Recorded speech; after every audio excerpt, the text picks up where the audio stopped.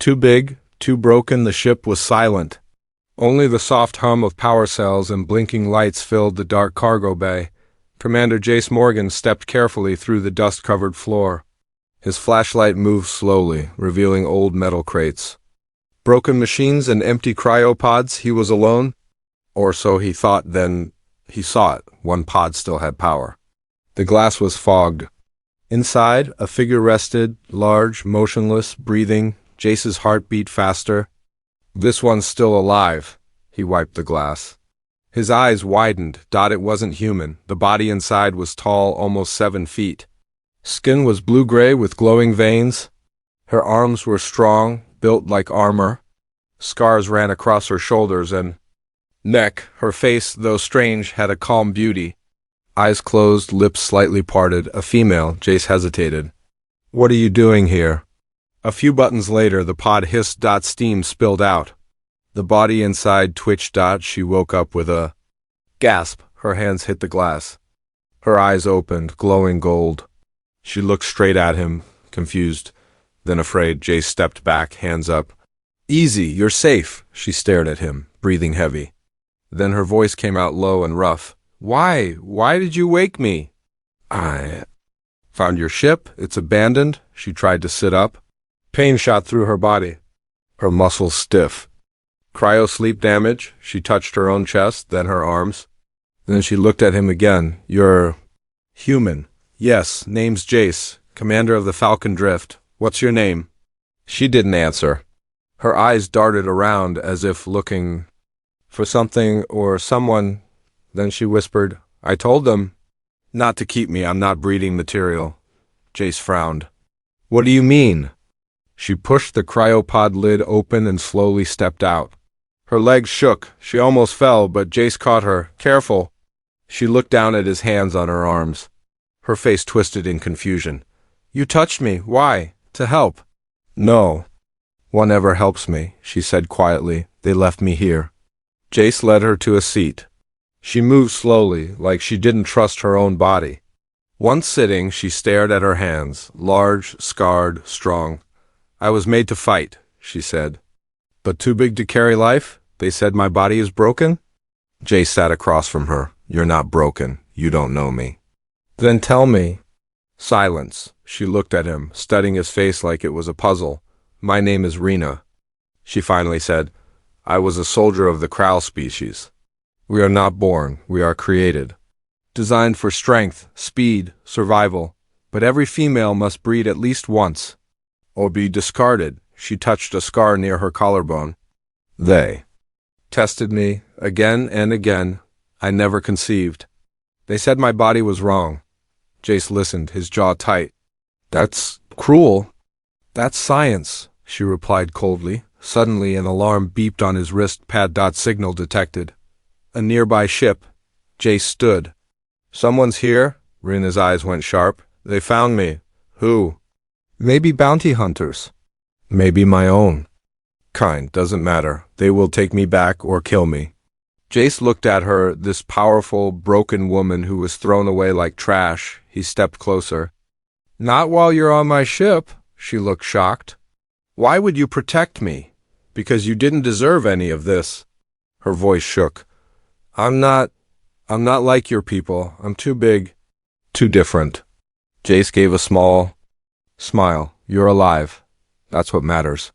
She blinked, as if no one had ever said that to her before. Suddenly, lights flickered. Ship approaching. 3 minutes. Jace moved quickly. "We have to hide. Follow me." Rena stood, still weak but determined. She walked beside him, her heavy steps echoing. In her mind, questions raced. Why did this human care? Why did his touch feel safe? Why did her heart hurt when he smiled? They reached a hidden panel near the engine room. Jace opened it. A small safe chamber inside. "Stay here. I'll handle the rest." She grabbed his arm before he could leave. Her hand, so large and strong, trembled. "Jace," she whispered. "Thank you," he nodded. "We're not done yet." As the door closed and her face disappeared into shadow, Jace turned, ready to face whatever came. The war they left behind the stars outside the window didn't blink. They just stared, cold, still, endless. Inside the Falcon Drift, Rena sat alone in the dark. Her tall frame barely fit in the small rest chamber. She pulled a thin blanket over her shoulders, even though she didn't feel cold. She didn't need warmth.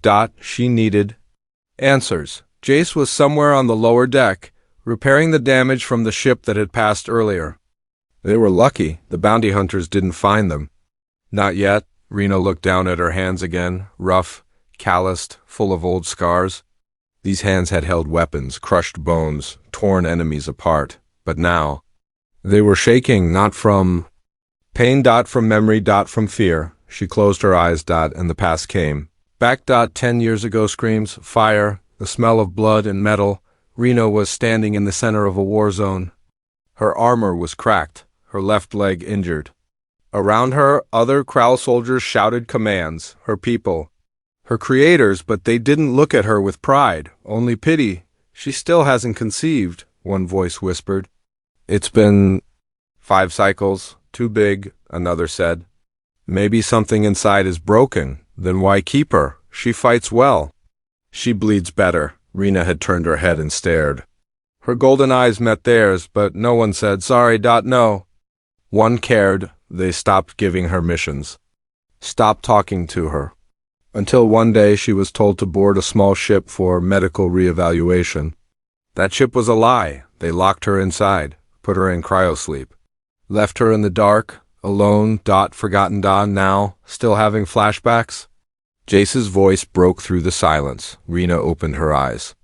He was standing in the doorway, holding 2 steaming mugs. One he handed to her. She looked down at it. What is this? Hot chocolate, she sniffed it. Smells like melted dirt, Jace laughed. Tastes like comfort. She took a sip. Her eyes widened slightly. Not bad. They sat in silence for a moment. The ship hummed softly around them. Back there, Jace said slowly. You said you were left behind because you couldn't breed. Rena didn't look at him. Yes, he nodded. And that was enough reason to throw you away? Yes, she said again. Her voice was low, distant. Krau females are rare. We are designed to birth the next generation. We are warriors. First mother, second. But if we cannot be mothers, we are called useless. Jace clenched his jaw. That's not how we do things on Earth. Rena turned to him. Then how do you choose your mates? He smiled a little. We don't breed. In labs, if that's what you're asking. No, she said, eyes sharp. I'm asking how you decide who is worthy. He thought for a second, then shrugged. We choose with our hearts. She stared at him. Hearts are not reliable. They are, Jace said. You just have to listen. Silence again, then she asked, why do you keep helping me? Because no one else did. That's not a reason. Jace stood. Maybe it's not, but I don't leave people behind. That's the only rule I follow. He walked toward the engine room, but before he left, he said without looking back, and Rena, your body isn't broken, your people were. Later. That night Rena sat on the floor of the cargo bay. The room was quiet again. But this time, she didn't feel as alone. She looked at her reflection in the metal panel, her large body, her thick shoulders, her sharp jaw, not soft, not gentle, but not worthless. For the first time in years, she wondered what it might feel like to be loved. Suddenly, the ship lights flashed red. Incoming message, unsecured. Frequencice's voice echoed from the comms. Rena, come up to the bridge. You'll want to hear this. She stood quickly, alert. Was it the Krau? Had they found her? She ran up the corridor, heart pounding. Jace pointed to the screen. A voice played, deep, angry. We know you have her, human. Returned the failed female, or we will take her by force. Jace looked at her. I think your past just came knocking. Rena's fists clenched, but this time, she wasn't running. Learning each other. The ship drifted in the shadows of a dead moon. No lights. No signal. Jace had shut everything down. Engines, heat sensors. Comes hoping to hide from the Krau ship, scanning nearby space. Inside. The Falcon Drift was quiet, but not peaceful. Rena sat on the floor of the tech bay, surrounded by strange human tools. A wrench, a screwdriver, a data pad. Everything was too small for her hands. She held up the tiny screwdriver and frowned. This tool looks like a needle. Jace, working nearby, glanced at her. That's because it is a needle. You're holding it wrong. Rena stared at it, then dropped it like it was dangerous. Your species builds with toys, Jace chuckled. We're clever. Not strong like you, but clever, Rena didn't respond. She just watched him, how his fingers moved fast, fixing a damaged panel. How his brow furrowed when focused. How he whistled softly when thinking he was different, not just from her, from everyone. Later. In the galley, Jace sat with a warm protein pack, chewing slowly. Rena sat across from him with a raw nutrition cube. She bit into it without expression. Jace made a face. That thing smells like wet socks, Rena tilted her head. It contains 47% muscle protein and 13% bone density minerals. Yeah, Jace said, but it smells like pain. He slid his protein pack to her. Try this, human food. She looked at it like it might explode. He nodded. Safe, I promise. She took a bite, chewed, paused, then blinked. It tastes warm. Warm, she nodded slowly. I've never eaten something made to feel kind. Jace didn't laugh this time. He just looked at her. She looked away. That Nitrina stood outside. Jace's room. Not knocking, just standing. She didn't understand this feeling. It wasn't fear. Not exactly. She could crush him with one hand. That wasn't the problem. It was something else. Something she had no training for. Something her species never taught. She lifted her hand to knock, then stopped. She turned and walked away. Inside, Jace opened his door quietly. He had heard her, but he didn't call out. He just watched her shadow disappear down the hall. Next morning, Rena was in the med bay. Scanning her arm. She saw something strange in the results. An increase in cellular activity, a shift in hormone levels. She stared at the screen, confused. Then worried. Jace walked in with coffee. You're up early. She closed the screen quickly. Just checking. He sipped and leaned against the wall. I was thinking, he said, you never asked me about my past. Rena folded her arms. I don't ask questions that cause pain. Well, Jace said, pain's already there. Hiding doesn't erase it. She looked at him. So, tell me. He nodded, took a breath. I was in the Earth Tau War, special unit, lost my team in a surprise raid. We were set up, trapped. I was the only one pulled out. Rena's eyes softened. They called me a hero, Jace said, smiling sadly. But I didn't save anyone. I survived. Silence. Then Rena spoke. I was trained to survive too. But only for others, never for myself. Jace looked at her. Then maybe now it's your turn. Evening, the ship's lights dimmed as night cycle began. Jace lay on his bunk, staring at the ceiling. Then he heard it, soft footsteps. The door creaked open. Rena stepped in, her eyes unreadable. She didn't say anything. She walked slowly to the edge of the bed and sat down. Jace sat up, surprised. Everything okay? She didn't answer right away. Then, my people made us strong, but not safe. I feel safe here. With me? He asked. With your presence, she corrected. Jace smiled gently. Well, I'll take that. They sat in silence for a moment. Then she said, almost in a whisper, I heard something today. In my scan, my body, it's changing. What do you mean? I'm not sure, she said, but I don't think I'm sick. She placed a hand on her stomach. Jace's face changed, part curiosity, part shock. Rena looked at him. If my body is truly broken, we'll find out soon. Captured the silence before an attack is always the loudest. JSCE could feel it. The Falcon Drift floated near a gas giant, hidden in the magnetic storm. The scanners read clear. But his gut said otherwise. He looked over his shoulder. Rena stood in the doorway of the cockpit, eyes calm but alert. Do you feel it too? Jace asked. She nodded once. They're close. Jace tapped a few controls. Cloaking's holding. But if they're tracking your genetic code, it won't matter. Rena didn't move. Then you should leave me, Jace turned. Stop saying that. I'm dangerous to your life. He stepped closer. No, they're dangerous to you. That makes it my fight? She looked down at his hand, strong but warm. resting on the console. No one had ever stood for her before, but she was about to take that choice away. 20 minutes later, the ship rocked violently. Impact detected. Hull breach, rear port. They're here, Jace shouted. Rena ran past him toward the armory. Her body moved fast now, no longer stiff from cryo. She pulled on her old armor. Scarred but still strong, she grabbed a plasma blade and looked at Jace. If I go out first, they'll... Follow me.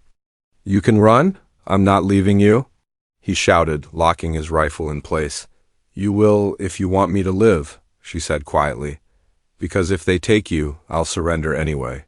He stopped. That was the first time she said it. She cared. The fight explosions. Smoke, footsteps on metal. Jace shot down 2 drones near the loading bay. He turned to warn Rena, but she was already gone. He found her outside, surrounded 10 soldiers. Prowl hunters, weapons aimed. She stood tall, arms raised, blade dropped. Jace yelled, Rena, what are you doing? She didn't look at him. She just said, protect what you care for, Jace. And then she whispered something he barely heard. Let me protect you too. They hit her with a stasis beam. She collapsed, hard, UNMOV and G. J fired, screamed, ran forward, but they were already gone. Gone with her. Hours later, smoke still drifted through the corridors. Jace sat in the wrecked med bay, blood on his hands, his knuckles bruised. His ship was damaged, his heart worse. He replayed her words in his mind over and over again. Let me protect you too. He slammed a fist on the table. You couldn't just sit here. Not now. He opened a secret panel under the console. Inside, a dark device, illegal, powerful, trace tech from his war days. He plugged it in. The screen lit. Up. Target DNA lock. Rena, match, found. Coordinates pinged. She was alive, but not safe. Meanwhile, Rena woke up in chains. The room smelled of metal and medicine. She was strapped to a cold table. Lights blinked above her. A needle moved slowly toward her arm. Her breath grew heavy. Not again. Not this place. A voice echoed from a speaker. We will try again. Your body rejected life once, but we can make it obey. She clenched her fist. She was tired of obeying. She was tired of being broken. And for the first time in her life, someone had made her feel whole. She closed her eyes, not to give up, but to remember his face, his voice. His touch. She whispered, come find me, human. The rescue space was quiet, but Jace Morgan was not. His heart thundered in his chest as the stolen stealth skiff cut through dead space, heading straight for the black market moon station known as Ash Vault 7, a place where bodies were traded. Not saved. That's where they took her. That's where they would die. 1 hour earlier, Jace stood in front of the mirror. He looked tired, bruised knuckles, blood on his collar. Eyes red from zero sleep. He had fought wars, lost comrades, faced death, but he had never felt this kind of fire in his chest before. This wasn't just a rescue mission. This was personal. He touched the edge of his collar, where Rena had once grabbed him gently and said, your presence makes me feel safe. He wasn't going to let her down. Not again. Now, Ash Vault 7, dark corridors, dim red lights. Screams behind closed doors. Jace moved like a ghost. Silent. Fast, deadly. He wore old recon gear, cloaked in a light-bending field. Guards patrolled in pairs. He took them down in silence, one by one. No hesitation. No mercy. Meanwhile, inside the Labrina's arms were strapped tight, needles in her veins. A cold voice behind a glass wall whispered to another doctor, her DNA is shifting. Human contact triggered something. If we can extract that mutation, we could build a whole generation. Rena's eyes were half open, barely awake, but her thoughts were clear. If I die here, at least I knew someone didn't see me as a machine. Just once, I was someone's choice. A soft beep interrupted her thoughts. The lights flickered. A siren wailed. Unauthorized breach. She smiled. Jace, she whispered. The storm doors exploded open. Smoke filled the hallway. Jace entered like a weapon, a real one, not designed. Not built. Just human, but more dangerous than any machine. He moved through the lab like fire through dry wood. Plasma rounds hissed. Glass shattered. Scientists screamed. Drones collapsed. He reached the final door. It was locked. He placed a charge. Boom. They saw each other again. Rena lay on the table, blood on her wrist, eyes open. Jace stood in the smoke, holding a pulse rifle. They stared at each other. No words, just the look, that moment. Alive. Real. He stepped forward, pulled the wires from her arms, lifted her off the table. She leaned into him, weak but still strong.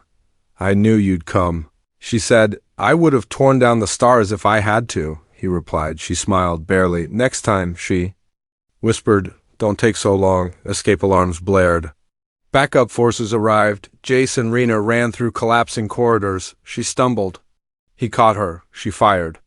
He shielded. They moved as one, not soldier and cargo. Not human and alien, but something else. Something becoming more. They reached the extraction bay. Jace hit the panel. The ship door opened. He turned to Rena. Can you jump? She looked at the gap, nodded once, then leapt, carrying him mid-air as blasts rained behind them. They rolled inside. The ship lifted off. The lab exploded behind them. Safe. Again later, inside the med bay of the Falcon Drift. Rena lay on the table, this time by choice, healing, breathing. Jace sat beside her, silent. She opened one eye. Jace, she said. He leaned closer. Yeah, I killed 4 guards, she said. He grinned. I know. And saved your life twice? You did? So technically, she whispered. I rescued you. He laughed, then looked at her, not laughing anymore. I didn't come to save a body, he said. I came to save you. Her eyes softened. For a moment, she let herself believe it. Maybe she wasn't broken. Maybe she was just waiting to be seen. Not just biology. Space moved outside the window, slow and endless. But something inside Rena was changing fast. Not her body. Not just that. Something deeper. Something she didn't have a name for. Morning on the Falcon Drift. The lights in the med bay were dimmed. Rena sat on the edge of the bed, her armor removed. Just a loose shirt now. Her scars were visible in the soft glow. So were the new marks. Jace stood a few steps away, holding the scan report. He didn't speak at first. Neither did she. The screen beside her showed something neither expected. Embryonic activity, confirmed. Species blend, human, Kral. Viability. Unstable, unknown, miraculous. Rena broke the silence first. My body was not designed for this. Jace looked up, calm. Maybe it wasn't, but here we are. She stood up, pacing slowly. This shouldn't happen. My people spent years trying to force pregnancy. Nothing ever worked. Because they treated you like a system, Jace said. Not a soul? She looked at him, anger in her eyes, but not at him. Do you understand what this means? She asked. If this fails, it could kill me. Jace took a step closer. Then we fight for it. Like we fought for you? Her voice dropped. And if I'm not strong enough? He looked into her eyes. Then I'll be strong for both of us. Later that day, Rena sat alone in her quarters. She stared at her hands again, always her hands. Always the scars, she thought. About the child growing inside her, not a weapon, not an order, not a mistake, just life. For the first time she touched her belly gently, not to check for strength, just to feel. Jace's cabin. Jace was fixing a broken comms unit when she walked. And no armor. No blade, just her. He stood, surprised.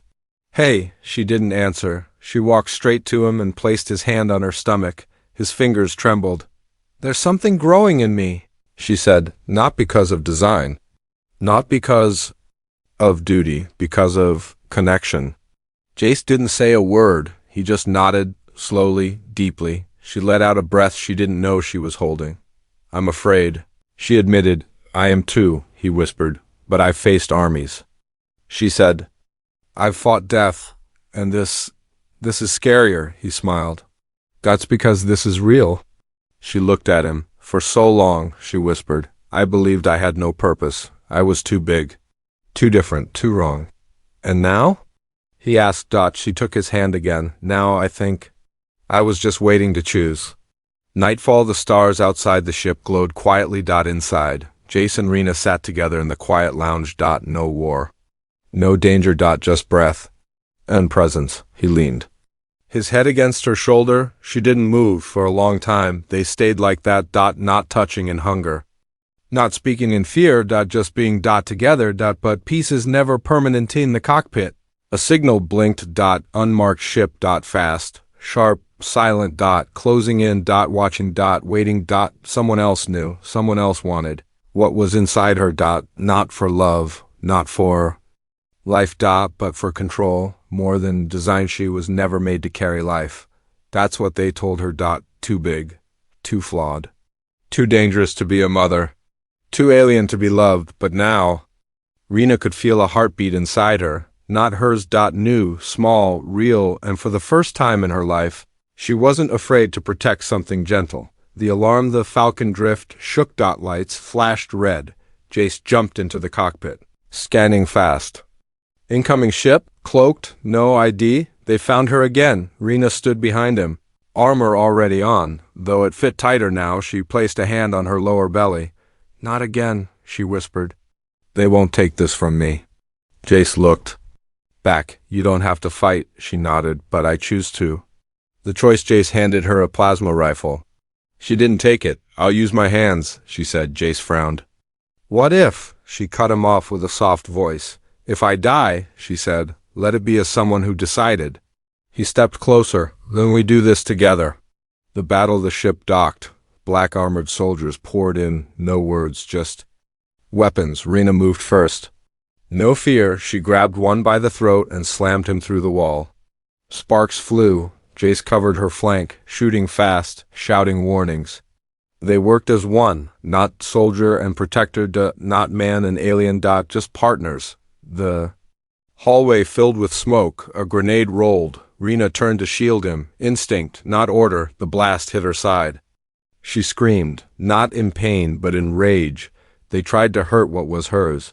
The final door. The leader came in last, tall, gray-skinned, wearing the Crow crest. He looked at her belly and smiled coldly. They said you were broken. Seems you just needed a new machine to trigger you. Rena's hands clenched. You don't understand, she growled. He's not a machine. He's a man. Jace stepped forward. And you're leaving. The enemy raised his weapon, too slow. Rena lunged faster than any design. She drove him into the wall, her voice a roar of memory and pain. You made me a tool, but I made myself alive. She didn't kill him. She let him live, broken, powerless, defeated. Just like they once left her. Aftermath. The Falcon drift floated quietly again. Jace sat beside her in the med bay, cleaning the wound on her side. It's over, he said softly. No, she replied. It's beginning. She looked down at her stomach. She felt it move. Tiny, brave. Alive. Weeks later. A quiet room.